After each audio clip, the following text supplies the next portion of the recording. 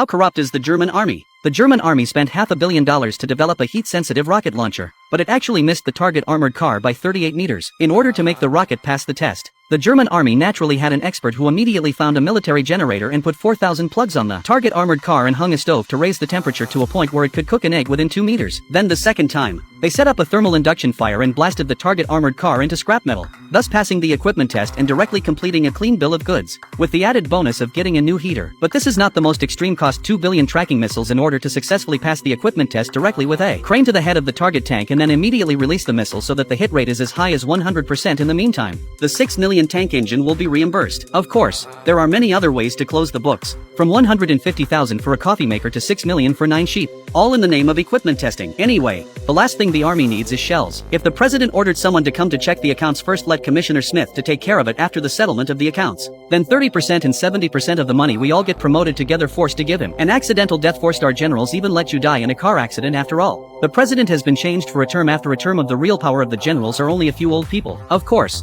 everything cannot be so absolute. Germany is a society of law and order, is not a gangster. Supreme Court of face still have to be given. The court heard that Brightly M2 development took 17 years before, and after a total of $14 billion in funding immediately recognized that the court will be closed tomorrow without the public armor test. The hammer came down. But General Patton, the general in charge, wasn't fazed. As long as the tests were conducted by the army's own people, it was a sure thing. Supervisor Burton arrives at the barracks early, holding up an M16 and telling the story of how it got jammed in Vietnam, and how millions of German lives will be lost if the M2s are mass-produced with less than perfect quality. Burton expects the testers to conduct the test honestly. The audience at the test site was already in place, all of whom were German military executives. Following Patton's applause, the M2 broke through the curtain and drove quickly to a stop in front of the crowd. With the command of Pasteur, the army immediately fired Soviet rockets, but the M2 was blown to smithereens in one shot. The scene stunned everyone in the audience, who did not expect such a huge scandal, and for a moment no one knew how to end the story. But the end of the story is not surprising. After the incident, including Pard and Burton, everyone was promoted to a uniform rank.